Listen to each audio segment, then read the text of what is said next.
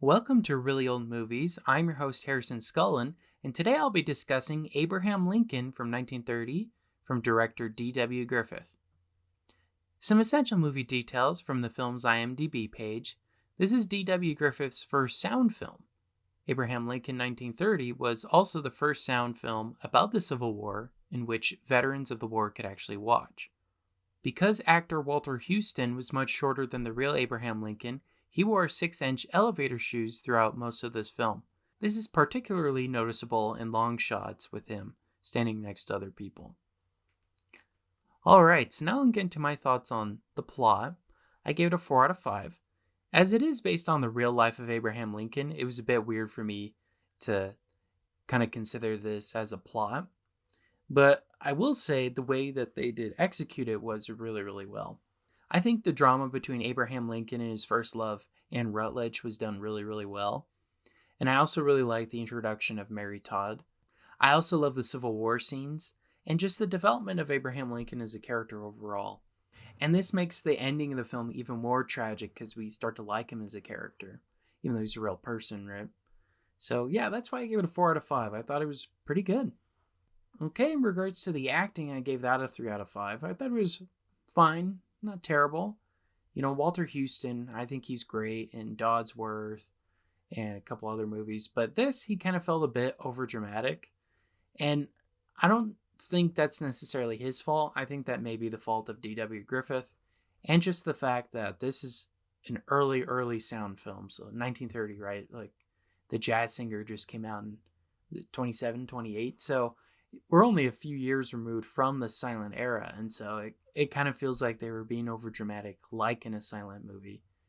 And especially Abe and Una Merkel, who played Anne Rutledge, it was just a bit too over the top for me. I wasn't a huge fan of it.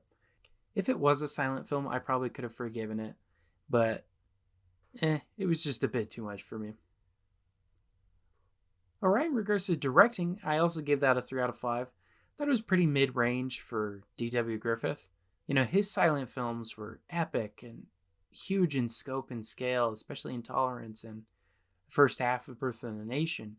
You know, I think even that movie, Birth of the Nation, captures the Civil War a whole lot more cinematically, and especially the assassination of Lincoln was really, really tragic in that movie.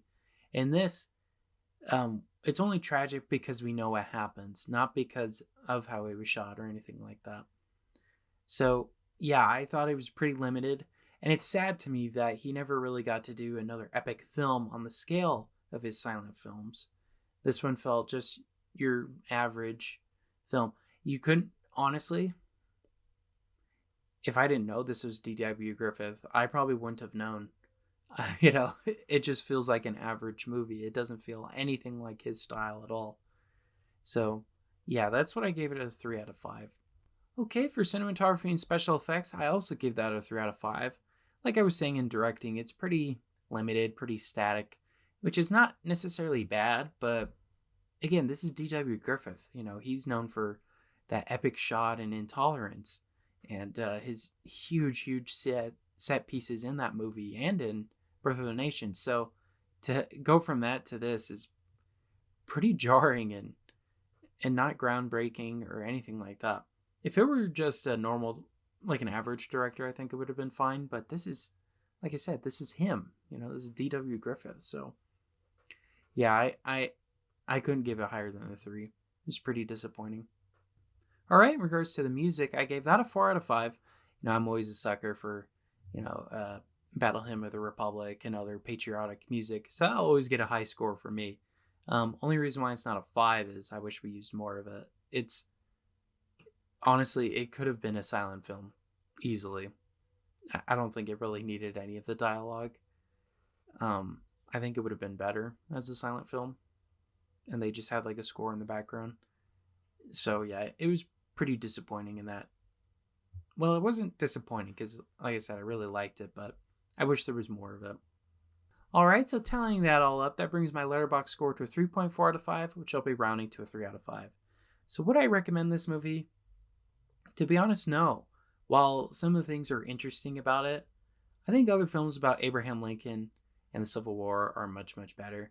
You know, like Gettysburg and um, Lincoln and whatnot.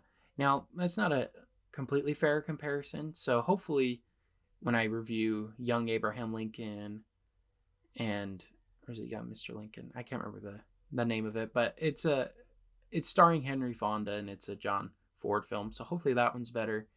And then also How the West Is Won for a Civil War movie. Hopefully that one's better too.